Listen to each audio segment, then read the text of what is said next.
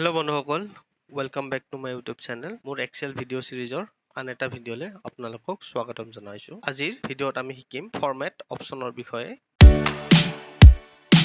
Format option আমি বিচাৰি পাওঁ হোম টেবৰ ভিতৰত থকা চেলছ গ্ৰুপৰ ভিতৰত। ফৰ্মেট অপশ্যনৰ ভিতৰত row' hide, column hide, hide unhide, rename sheet, এনেকুৱা বেলেগ বেলেগ অপশ্যন থাকে। ইয়াৰে ৰ' হাইড অপশ্যন ইউজ কৰি আমি ৰ' বিলাকৰ হাইড চেঞ্জ কৰিব পাৰোঁ। যদি আমাক ফিক্স সাইজৰ ৰ লাগে তেতিয়াহ'লে ৰ বিলাক চিলেক্ট কৰি ফৰ্মেট অপশ্যনত গৈ ৰ হাইট অপশ্যনত সাপ'জ 30 দি অ'কে কৰিলে এনেকৈ ৰ বিলাকৰ হাইট প্ৰতিটো ৰৰ হাইট 30 হৈছে।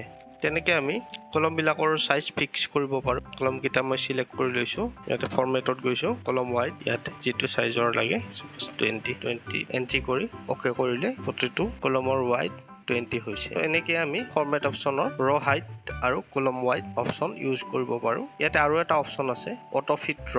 সাপ'জ এই গোটেইকেইটা কলমৰ ইয়াতে স্পেচ আছে, গেপ বেছি আছে, ইয়াতেও গেপ আছে। এই গেপবিলাক অট'মেটিক এডজাষ্ট কৰিবৰ কাৰণে অটো ফিট অপশ্যন ইউজ কৰিব পাৰোঁ। অটো ফিট কলম ৱাইড কৰিলে অট'মেটিক চাইজ এটা লৈ লৈছে, যাতে গোটেইখিনি কণ্টেণ্ট ধুনীয়াকৈ দেখা পায়।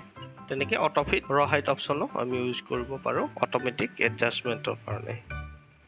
ইয়াতে ডিফল্ট ৱাইড আছে, ডিফল্ট ৱাইডটো ইয়াতে ছেট কৰি দিব পাৰি। ষ্টেণ্ডাৰ্ড কলম ৱাইড 6 কৰি দিলোঁ, অ'কে কৰিলোঁ। এতিয়া ডিফল্ট যিবিলাক কলম আছে এইবিলাকৰ চাইজ 6 হৈ গৈছে। এতিয়া এনেকৈ আমি চেঞ্জ কৰিব পাৰোঁ। 7 হৈ গৈছে। ইয়াৰ নেক্সট আহিলে ভিজিবিলিটি। কেতিয়াবা এনেকুৱা হয় আমাৰ কিছুমান ৰ হাইড কৰিবলগীয়া হয়। ৰ বা কলম হাইড কৰিবলগীয়া হ'লে আমি ভিজিবিলিটি অপশ্যনত গৈ হাইড আনহাইড অপশ্যন ইউজ কৰিব পাৰোঁ। সাপ'জ এই কেলিফৰ্ণিয়াটো 3 নম্বৰত আছে, এইটো মই হাইড কৰিব বিচাৰোঁ। এইটো হাইড কৰাৰ কাৰণে ফৰ্মেট অপশ্যনৰ ভিতৰত ভিজিবিলিটি আছে, ভিজিবিলিটিৰ ভিতৰত হাইড ৰ'জ আছে। হাইড ৰ'জ কৰিলে ইয়াতে 3 নম্বৰ ৰ'টো হাইড হৈ গৈছে। তেনেকৈ আমি যদি 6 নম্বৰটো হাইড কৰিব বিচাৰোঁ, হাইড ৰ'জ 6 নম্বৰটো হাইড হৈ গৈছে। তেনেকৈ আমি কলম যদি হাইড কৰিব বিচাৰোঁ তেতিয়াহ'লে এইটো চেলাৰী কলমটো সাপ'জ হাইড কৰিব বিচাৰোঁ, তেতিয়াহ'লে হাইড কলমছ। আৰু এটা যদি হাইড কৰিব ই নম্বৰ কলমটো হাইড কলমছ। এনেকৈ আমি ৰ আৰু কলম হাইড কৰিব পাৰোঁ। হাইড হৈ থাকিলে আপোনালোকে কেনেকৈ গম পাব? ইয়াতে এ বি আছে, চি আছে, ডি নাই আৰু ই নাই। তো ডি হাইড হৈ আছে, তেনেকৈ গম পাব। আৰু ইয়াতেও 1 আছে, 2 আছে, 3 নাই, 4 5 আছে, 6 নাই। তো এইটো হাইড হৈ আছে। তো এনেকুৱা যদি হয় তেতিয়াহ'লে আপোনালোকে গম পাব যে এই ৰটো হাইড হৈ আছে। হাইড হৈ থকা ৰ আৰু কলম আনহাইড কৰিবৰ কাৰণে আমি দুটা চেল চিলেক্ট কৰি ল'ব পাৰি, বা এনেকৈ দুটা ৰ চিলেক্ট কৰি ল'ব পাৰি। চেল ল'লেও হ'ব, মই চেলে লৈছোঁ। চেল লৈ চিলেক্ট কৰি আনহাইড ৰছ অপশ্যনত ক্লিক কৰিলে এই 3 নম্বৰ হাইড হৈ থকা ৰটো আনহাইড হৈ গ'ল। তেনেকৈ মই এতিয়া এইবাৰ ৰ লৈ 5 আৰু 7টো এনেকৈ চিলেক্ট কৰি ফৰ্মেট অপশ্যনত গৈ আনহাইড ৰছ কৰিলে 6 নম্বৰ ৰটো আনহাইড হৈ গৈছে। তেনেকৈ কলম আনহাইড কৰাৰ কাৰণে এতিয়া চি আৰু এফৰ মাজত দুটা কলম আছে, তো দুটা মই চেল লৈ লৈছোঁ। এনেকৈ চিলেক্ট কৰি ল'লেই হ'ল। জাষ্ট হাইড হৈ থকা কলমটোত আহিব লাগে আৰু চিলেক্ট হ'ব লাগে। এনেকৈ চিলেক্ট কৰি লৈ আনহাইড কলম কৰি দিলোঁ, এতিয়া আহি গ'ল। এই দুটা হাইড হৈ আছিলে। এনেকৈ আমি হাইড আৰু আনহাইড অপশ্যন ইউজ কৰিব পাৰোঁ। ইয়াৰ পিছত আৰু এটা আছে হাইড শ্বীট। হাইড শ্বীটটো একো নাই, ইয়াতে শ্বীট নম্বৰ 3টো ছাপ'জ হাইড কৰিব বিচাৰোঁ। শ্বীট নম্বৰ 3টো ক্লিক কৰি লৈছোঁ। ইয়াতে ক্লিক কৰি হাইড শ্বীট কৰি দিলে 3 নম্বৰ শ্বীটটো হাইড হৈ গৈছে। তেনেকৈ শ্বীট 2টো হাইড কৰিব বিচাৰিলে হাইড অপশ্যনত গৈ হাইড শ্বীট কৰিলে 2 নম্বৰ শ্বীটটো হাইড হৈ গৈছে। এইকেইটা আনহাইড কৰিবৰ কাৰণে ফৰ্মেটত গৈ হাইড আনহাইড, ইয়াতে একো চিলেক্ট কৰিব নালাগে। আনহাইড শ্বীট কৰিলে ইয়াতে দেখুৱাই দিছে শ্বীট 2 3 কোনটো আনহাইড কৰিব বিচাৰে। মই এতিয়া 2টো কৰিছোঁ, 2টো কৰিলে হ'ল। এনেকৈ শ্বীটটো আনহাইডো কৰিব পাৰি। নেক্সট আছে ৰিনেম শ্বীট। ৰিনেম শ্বীট ইয়াতেও কৰিব পাৰি, আৰু ইয়াতেতো আছে, ইয়াতে ডাবল ক্লিক কৰি ৰিনেম কৰিব পাৰি। ইয়াতে ক্লিক কৰি ৰাইট ক্লিক কৰি ৰিনেম কৰিব পাৰি শ্বীটটো। আৰু ইয়াৰ ভিতৰতো এটা আছে ৰিনেম শ্বীট, ইয়াতেও আমি শ্বীট ৰিনেম কৰিব পাৰোঁ। তেনেকৈ মুভ অৰ কপি শ্বীট অপশ্যন আছে।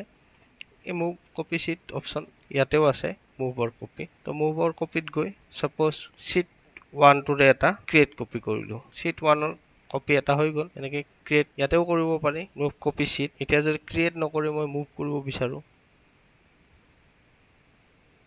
তেতিয়াহ'লে আহি গ'ল।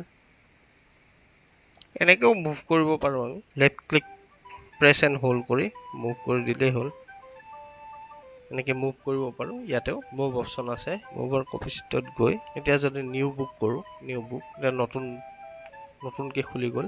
এনেকৈ আমি মুভ আৰু কপি কৰিব পাৰোঁ। ইয়াৰ নেক্সটত আছে কালাৰ টেব। এইবিলাক এই চিটবিলাক যে আছে, চিটবিলাক এইবিলাক কালাৰ কৰিব পাৰি, বেলেগ বেলেগ কালাৰৰ। ছাপ'জ এইটো চিট, এইটো চিট 1টো মই কালাৰ কৰিম গ্ৰীণ, তেতিয়াহ'লে টেব কালাৰত গ্ৰীণ কৰিলে হ'ল। গ্ৰীণ হৈ গৈছে। তেনেকৈ যদি চিট 2টো মই ৰেড কৰিব বিচাৰোঁ, টেব কালাৰত গৈ এইটো ৰেড কৰি দিব পাৰোঁ, ৰেড হৈ গৈছে। এনেকৈ ইয়াতে কালাৰ, চিটবিলাকৰ কালাৰ চেঞ্জ কৰা অপশ্যন এটাও আছে। নেক্সট আহিলে প্ৰটেকশ্যন। তো আমি আমাৰ চিটবিলাক প্ৰটেক্টেড কৰিব পাৰোঁ, পাছৱৰ্ড দিব পাৰোঁ। পাছৱৰ্ডবিলাক ইয়াতে দিব পাৰি। যদি আমি এই চিটটো প্ৰটেক্ট কৰোঁ, প্ৰটেক্ট চিট কৰি ইয়াতে পাছৱৰ্ড এটা দিলেই হ'ল। 1 2 3 4 5 পাছৱৰ্ড দিছোঁ। পাছৱৰ্ড দি অ'কে কৰিছোঁ। ৰিএণ্টাৰ কৰিব লাগিব। ৰিএণ্টাৰ কৰিছোঁ। এতিয়া আমাৰ চিটটো প্ৰটেক্টেড হৈ গৈছে। এতিয়া মই ছেভ কৰিছোঁ।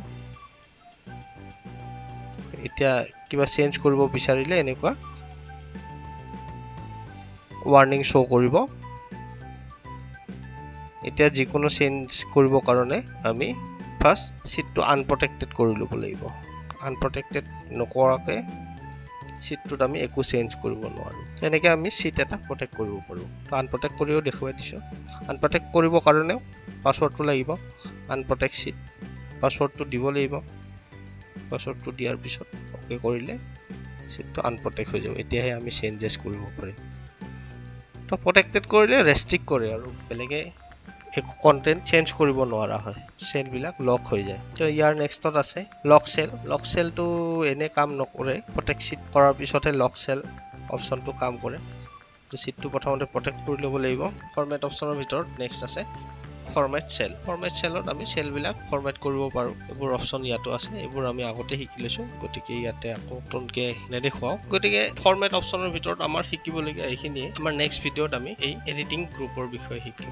যদি আপোনালোকে মোৰ ভিডিঅ'টো চাই বুজি পাইছে বা ভাল লাগিছে, কাইণ্ডলি মোৰ চেনেলটো ছাবস্ক্ৰাইব কৰি দিব। ধন্যবাদ।